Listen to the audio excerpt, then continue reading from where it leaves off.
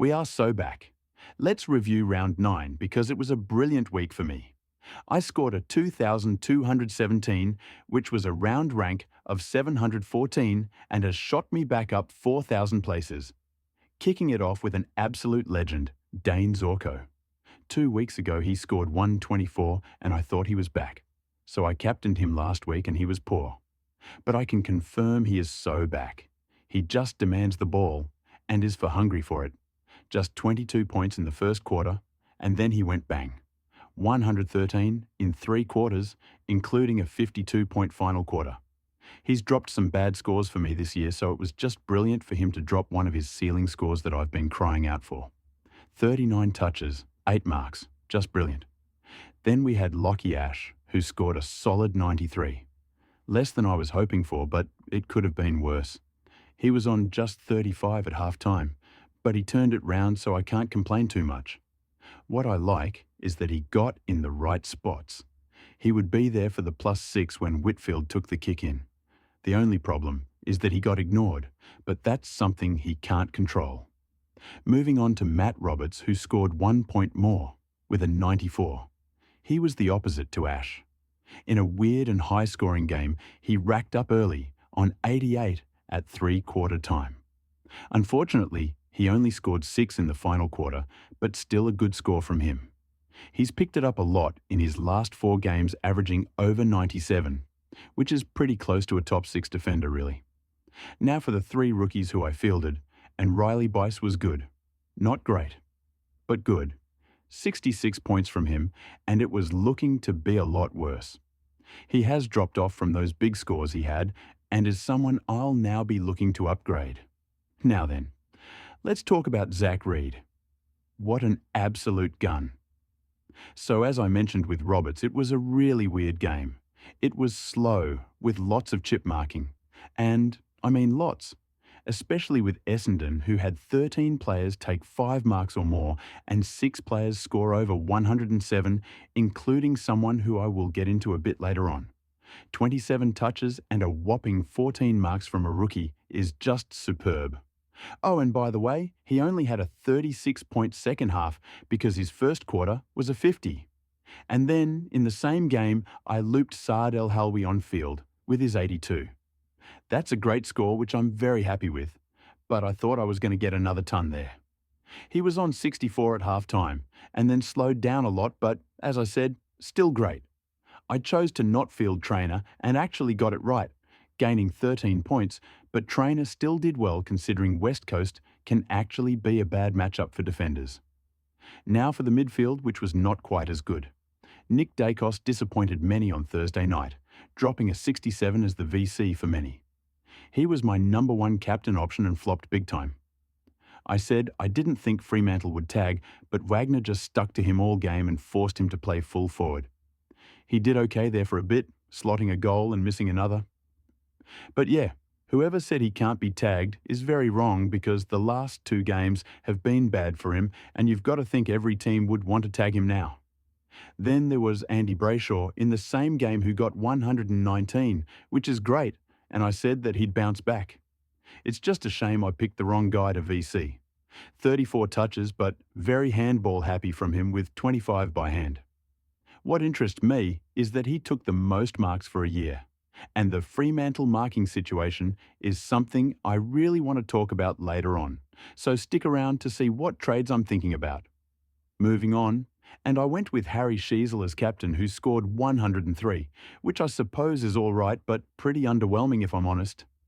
I had the C on Tristan Xerri all weekend, but changed it last second, which has never worked out well in the history of the universe. I just saw how Wang and Dacos had gone well against Brisbane and chased the ceiling score. Still, I only lost 26 points, which could be worse. Connor Rozee was really good in the showdown, scoring 122 and winning the medal.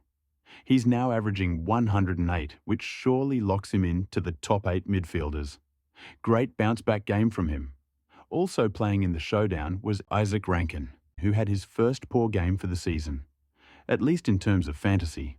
His 2 other bad scores had clear reasons behind them as he got subbed and gave away many free kicks. But in this game, he was just quiet. Yet he still kicked 2 quick-fire late goals to get to 77, so if that's his floor, I will take that extremely happily. Then my other trade-in was the other Dacos, Josh. He was slightly less terrible than his brother, scoring just 70 points, which sucks. It particularly sucks when the other options to trade in were the Wang and Tom Green, who went far better. But it happens. A lot of Collingwood players struggled as the ball was kept off them with Fremantle's changed game plan. Adam Chera dropped another stinker on me, averaging 80 in his last 3, and his cash is dropping. I think I'll be forced to hold until his bye, but I'm not happy with what he's been doing.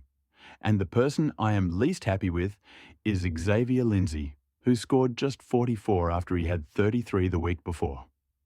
That's so bad, and I know I shouldn't have fielded him, but you've got to expect more.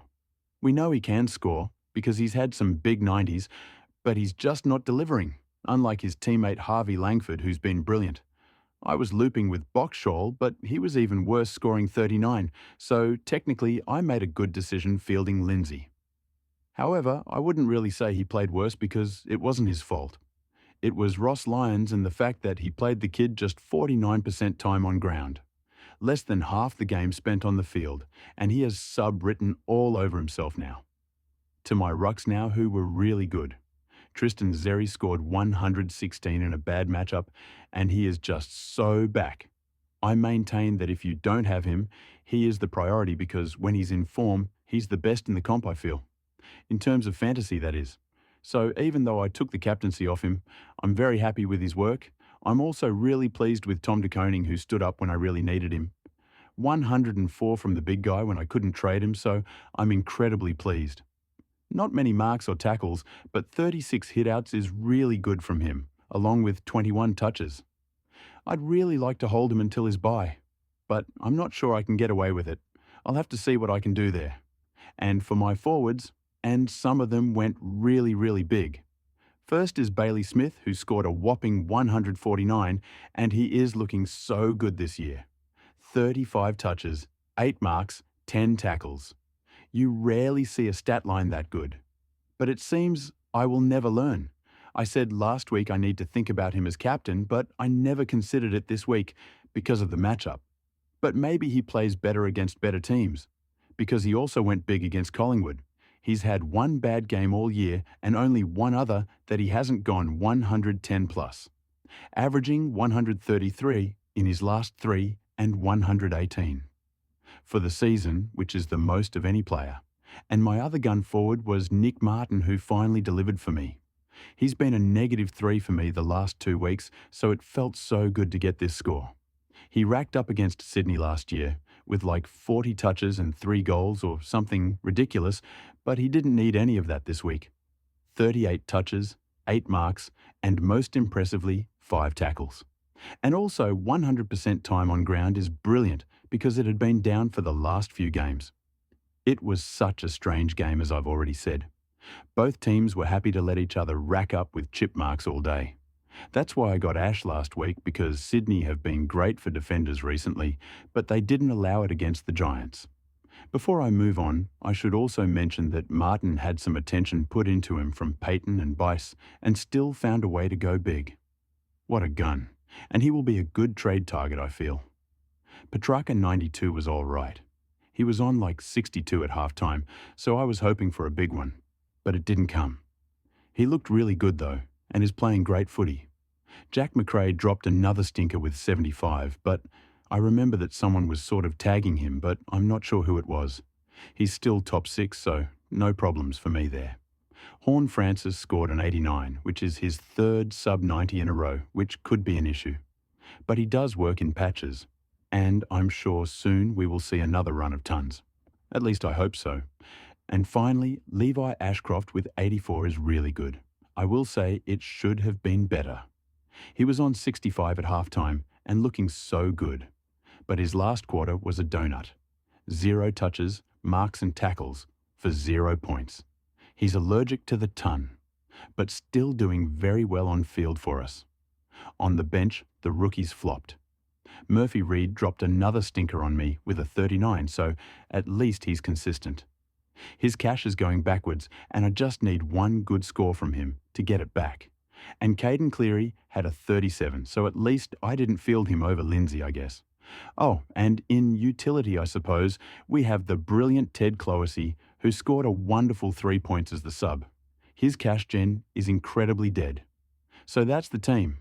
My best round for the year, and I am so happy. I'm not happy about the 2,217 that I scored, or the 700 round rank. What makes me happy is that a lot went wrong, and I still got there. I traded in a 70 and a 100 when I was expecting probably 220 combined from them. I captained a 100. I fielded a 40. If I had just one of these things go right, G, it would have been an unbelievable round. But something will always go wrong, so as I said, I am very pleased. Looking at the trades I did, I got very lucky because they were a pretty bad decision. Josh Dacos did not deliver, and considering I faded Wang and Green to get him, it does hurt a bit. Especially because I did the same thing last week with Ash and Sheasel. Sheasel got the ton, but as I said, I was really wanting more from him. I just got so lucky that Short was a very late out, which made it a great trade for me. I saw it and would have been able to field Trainer. But still really good, and he's not certain to be back next week. And then Caleb Daniel dropped an absolute stinker, which I also didn't have to deal with, luckily. For the plus and minus 3, I have so many options. I had 7 scores over 115 and 3 over 135. But I think it has to go to Nick Martin. A bit of a pod for me he's been, and I needed a good score. Well, he delivered really well, but still shout out to Zorko and Baz for being guns too. Actually, no. I'm not giving it to any player. I'm giving it to the first quarter of the Essendon and Sydney game. I had 4 players in the game, including 2 rookies. If I got lucky, I might be looking at 90 points from the lot. But no, I got 178 points. That is insanely good. And the negative 3 will be Xavier Lindsay. I do not care that he's a rookie. A 33 followed up by a 44 is just unacceptable in every way. Not good enough. So then, let's have a look at the rankings, which are looking much better for me this week. We've had a lead change, with Hassan having a big week and knocking Jacob off from top place. Those two still have a pretty good lead on the rest of the comp, however. They are also 700 points ahead of me, so I'm just as close to being ranked 22,000 as I am to 1. But I'm actually only 350 points of hat range, which is highly unlikely, but not impossible. And for the round, the highest score was Jake, who had a whopping 2,382 in a week, where everyone struggled big time. To the Open League now, and Jacob still leads there. We also have Herbie ranked 7th overall, a couple of the traders doing really well there, and 7 others in the top 1,000. We also have 38 people in the top 5,000, which is very impressive too. Now, let's go back to my team so we can talk a little bit around trades. I think the guy we want to be looking to move on now is Riley Bice, who hasn't been scoring how we want. His value is now going down, and he is in a perfect place to be traded. There's actually a lot of really good options to trade in too, so we'll go into that deeper on Thursday. I could go an expensive option like the Wang, or someone cheap like Luke Ryan. And then, with the other trade out, I think it needs to be Xavier Lindsay because he's forgotten how to play football.